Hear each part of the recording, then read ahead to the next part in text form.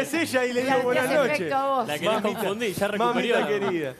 Mamita querida, claro. Escuchame, Lucía, contanos tu historia. No podemos creer lo que pasó, no entendemos bien qué fue lo que pasó. ¿Cómo lo contás vos? Cuando te pregunta alguien lo que te pasó, ¿cómo lo contás?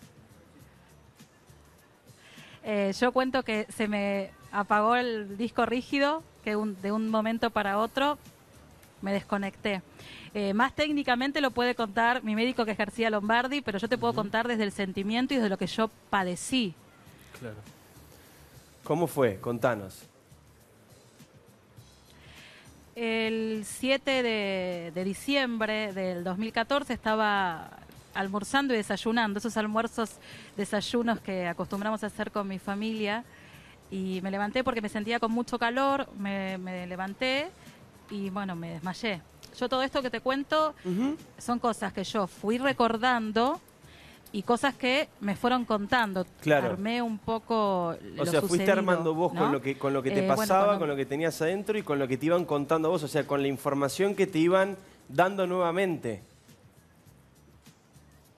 Claro, cuando yo me despierto, esto es real, me encuentro rodeada de mis hombres, que eran mis hijos y mi marido, diciéndome mamá, mamá, mi marido diciéndome Lucía, y yo me encontré en un lugar donde no era mi casa era en Lomas del Mirador con mi papá y mi mamá, donde yo me había quedado Claro, en el tiempo. claro.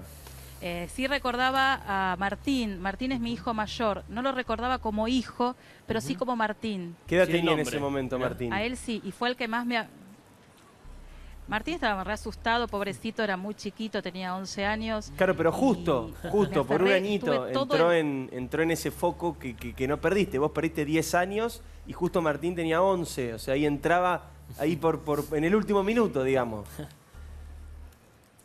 Claro, pero igual yo no lo reconocía como hijo. Como Martín, yo conocía a Martín, pero no lo reconocía como hijo. Increíble, increíble. Me impresionaba que me digan mamá. Yo digo, ¿quién es la mamá de estos chicos? Yo no soy.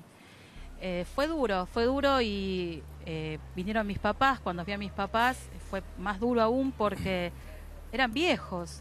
Claro. Mismo cuando yo me miré al espejo entré en crisis porque era vieja. No Claro, vos tenía tenías la los edad que recuerdos tenía. antiguos de Claro. ambos, de tus papás, de vos misma, ¿Y increíble. cómo era el recuerdo con el lugar? No solo con las personas, sino con el lugar en el que estaba, Claro, con El la lugar para mí- casa. Un lugar desconocido. Yo no reconocía el lugar. Aparte, me sentía acosada. Aparte, bueno, mi marido había llamado a la ambulancia, tenía a un médico que me estaba hablando y me preguntaban cosas que para mí Claro. eran Y me mentiras, quedé- no existía. Yo pedía por mi papá y mi mamá. Me quedé con eso que contabas recién de tu hijo Martín, que lo conocías como Martín, pero no como tu hijo. Pero entonces vos en tu conciencia pensabas que tenías un hijo de un año, un bebé, o tampoco. No. Después de análisis que he tenido en estos 4 años, deducimos que yo llamaba Martín por mi padrino. Ajá. Fue la deducción que hicieron después O sea, del vio por psicoanálisis. un Martín que había hice, en la familia. Que yo no miraba como por un Martín que yo quise mucho y que sigo queriendo, aunque no esté acá entre nosotros. Lucía, quería preguntarte, ¿no? ¿Cómo fue un gran trabajo de los profesionales que estuvieron a cargo de tu tratamiento? Ir armando de a poco que una historia vaya con la otra, ir armando ese rompecabezas como para que vos vayas reconociendo sin perturbarte demasiado tampoco. ¿De cuánto eran esas sesiones? ¿Cómo empezaste vos el camino a volver a recuperar tu memoria? El camino fue primero los recuerdos y flashes que te vienen. Los primeros 10 días que estuve internada en la clínica Trinidad de Palermo era que todo el mundo me venía a visitar y se presentaba. Yo soy tu primo, yo soy... Claro. A mis hermanos siempre los conocí porque te los recordaba jóvenes. Me encontré con sobrinos de 17 años y yo me los recordaba chiquititos. Mis amigas también, ¿viste? Yo a vos no te conozco, le decía a una amiga, y era mi mejor amiga. Y yo decía, yo no te conozco. Pero tu sensación con y respecto a entonces eso, Lucía, íbamos- perdóname, era de confusión, era de desesperación. llanto. ¿Vos necesitabas saber quién era o te Vos provocaba venías, rechazo te que alguien te dijera yo soy tu amigo? Y vos decías, pará, vos no Claro. sos mi amigo. ¿Cómo era tu reacción ante la presentación No, de no, este extraño, desconocido? Me ponía a llorar con todo el mundo. Claro. me ponía a llorar, porque era muy fuerte Claro. que vengan y te digan partes de tu historia que para mí eran mentiras, yo no era Claro. lo que Claro. ellos decían que era. Ahora, Lucía, Y venía gente y me decía, sí, perdón, no, te corté. Sí. que venía gente y me decía, yo soy tu primo, yo soy tu amigo, yo soy tu productor Claro. musical, yo esto, yo No lo te otro. reconozco. Y Claro. para mí eran todos desconocidos. Yo en esa época tenía un diario, que los sigo guardando el diario, y cada uno venía y escribía. Y yo ponía adelante lo que todos decían y atrás lo que yo recordaba, lo que iba recordando, obviamente. ¿Y te acordás cuál fue el primer recuerdo que tuviste después del desmayo? La primera vez que vos te acordaste de algo y lo sentiste como un recuerdo genuino, no como un recuerdo que alguien te trajo o como una historia que alguien te contó, sino vos, propio, de lo que realmente tenías en tu memoria. Lo primero que recordé, me fueron a hacer la resonancia magnética y me pusieron anestesia porque yo tenía mucho miedo. Y entre ese despertar de la anestesia, agarraba al camillero y le decía, Ignacio, cantame, porque yo un día antes había estado en un show y Ignacio Díaz Olimé había cantado Zona de Promesas. Mirá vos, Y qué es un tema ¿eh? que fue lo Y- primero que recordé, fue Zona de Promesas, que es un tema que adoro. Ujú. Y yo se lo cantaba y le decía, cantame Ignacio, mamá sabe bien, y le decía así. Y el camillero pobre me seguía la corriente. Y ahí fue que automáticamente cuando me despierto le digo a mi marido, que no me acordaba quién era, pero le decía, esto decime si pasó o no pasó. Entonces me contó, Había que chequearlo. me comunicó Claro. con Ignacio, hablé con él. Qué buen trabajo el de todos. Y él ¿no? estaba, Sí. bueno, fue muy Todos emocionante atentos. también Sí, para sí. él. Le Porque quería se agarran preguntar- de algo que ella recordó para ir tratando Ir tratando de tejer todo el acercárselo recuerdo. y que vaya abriendo una puerta, otra puerta y otra puerta, ¿no? Lucía, además de personas o historias de tu vida, esta pérdida de la memoria también afectaba actividades básicas del día a día. ¿Tuviste que volver a aprender a hacer determinadas cosas? Sí, por ejemplo, cuando salí la primera vez de la clínica, Federico, que es el hijo de mi marido, me explicó cómo usar la plata. Me decía, vos no mirá. podés, te tienen que decir, estos son 100 pesos, estos son... Entonces ahí aprendía. Una vez que me lo decías, Importante me ese acordaba. dato Después también, para bien, hablar... bien ahí tu hijo. Claro. Y después para hablar, por ahí yo decía, eso que se pone el agua, eso que va el agua te dentro. salía y la hacía palabra vaso. balde. Ah, Y así balde, había claro. cosas. Lucía, No me salían las palabras. Eso que por ahí des- sabía para qué era, pero Sí. no me salían las palabras. eso que decís es muy interesante porque creo que todos en algún momento tenemos como la fantasía cuando no nos acordamos de algo de que nos vaya a pasar algo así. Estás tocando un tema que es un tema bastante común.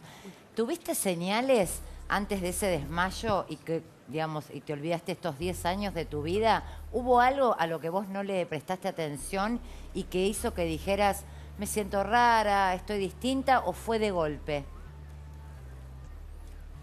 No, si hubo algo no me di cuenta porque yo vivía en esa época a 1000. No Ah. pensaba. Estaba Ah, es todo un el dato día igual tipo ese. máquina. Claro. Era una máquina. Yo cuidaba a los chicos, estaba metida en toda cosa que había. Había festival en el colegio, ahí estaba Lucía. Había una muestra de canto, ahí estaba Lucía. Había que ir a una reunión de papás, ahí estaba yo. Yo estaba en todo, aparte de mi trabajo. A 1000. Más Sí. la casa, Claro. los chicos, los perros. Sí. Ahora, con respecto a tu marido, quería saber, porque Diego antes decía que tuvo que volver a reconquistarla. Claro, obviamente, ¿cómo es decía- con el marido, Claro, no? Yo lo que quiero saber es, porque más allá de que él te debe haber ido contando cosas que vos Se no ríe, recordabas. Lucía, se ríe. No, Un poco te- pícara se ríe. Te te digo, debe haber ido contando cosas que vos no recordabas, pero ¿cuál fue el momento, cuál fue la fibra que él te toca, ¿no? Contándote alguna anécdota o haciéndote vivir alguna experiencia, donde vos decís, sí, este es el que yo elegí para tener a mis hijos, y volviste a sentir esa conexión que sentías antes? Mucho tiempo fue un extraño para vos. ¿Cuándo A mí fue me pas- que volviste a conectar con Fue un él? extraño, sí. Cuando yo me dan la primera alta que me dan, tenía que decidir entre irme con mis papás y mi mamá o irme con esa familia que decía que era mía. Claro. Bueno, después de ver a esos chicos, yo le dije, yo me quiero ir a la casa con esos chicos que dicen que soy su mamá. Ah. Y después ahí empezó todo el seguimiento cuando entré a mi casa a ver fotos y empezar a preguntar. Él me regalaba, me gusta mucho cantar, soy cantante, entonces me regalaba música. Y me regaló un CD de Abel Pintos, que está el tema Yo ya estuve aquí. Y yo Ujú. cuando lo escuché le dije, yo ya estuve aquí, yo ya te quise. Y ahí es como empezamos lindo. a... Qué Y él igual bárbaro. siempre estuvo a la Qué par. bien.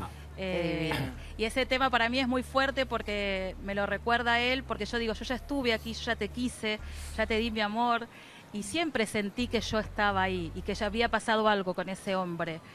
Para mí Román es el amor de mi vida. Y Lucía, No ¿cómo puedo es? estar sin Román. ¿Cómo es el tema de las fotos, no? Porque digo, cuando empieza toda la cuestión de reconocer, te empezaban a mostrar fotos y a decir, vos hiciste esto en tal lado, vos cantaste esa vez en tal lado. ¿Qué pasaba en ese proceso de ir reconociéndote en fotos que remitían a un pasado que no recordabas? No, era horrible porque yo me veía muy linda en las fotos, muy producida. Yo siempre fui una mujer que, si bien tengo sobrepeso, me gustó arreglarme, vestirme, siempre fui muy, muy arreglada y muy segura de mí misma.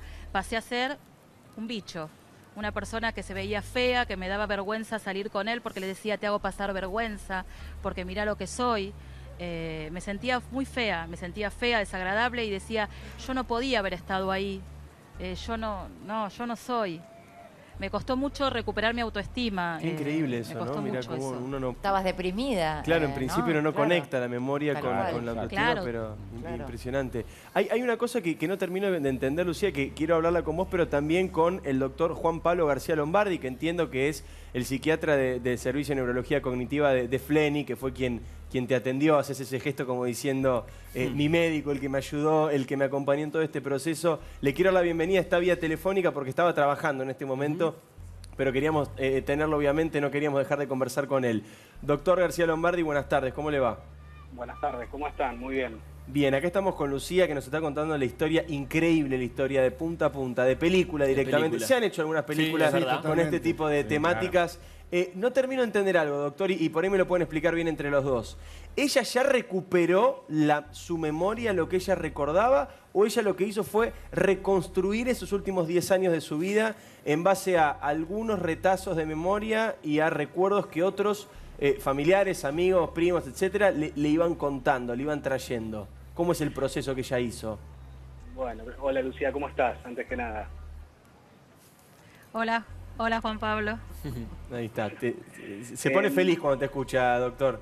A ver, bueno, no la puedo ver yo en este momento, pero me alegra, Lucía. A ver, eso lo puede explicar o contar mejor ella, ¿no? Esto tiene que ver con una sensación es muy difícil decir si un recuerdo es real, entre comillas, o si es algo que el paciente construyó de nuevo. Claro, si Yo es creo que original o reconstruido. Exactamente, yo creo que en el caso de Lucía, por cosas que hemos ido hablando, ha habido un poco de cada cosa, ¿no, Lucía?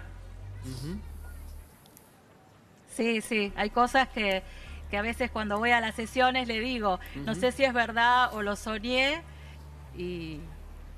pero Claro, bueno, voy es que, y o pregunto sea, a mis hay- familiares o a quién el estuvo en carácter- ese O momento. sea, perdón, doctor, por lo que entiendo, todavía hasta el día de hoy hay cosas que Lucía sigue recordando o reconstruyendo, digamos. ¿Es así? Sí, claro, hay cosas, ella cuando duda del carácter de verdad, no es porque dude de la veracidad de lo que sus seres queridos le dicen, pero bueno, no lo encuentra como algo Claro.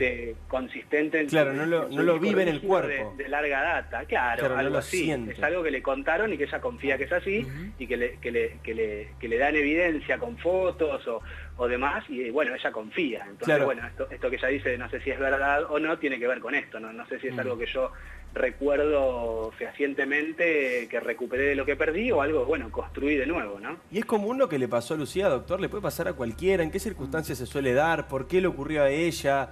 ¿Se puede prevenir de alguna manera? Un cuadro como el que le pasó a Lucía común no es, ¿sí? La prevalencia en general de cuadros así de amnesias disociativas tan completas no es alta. Lo que ella tuvo, digamos, es un fenómeno disociativo. Todos tenemos fenómenos disociativos a lo largo de nuestra vida.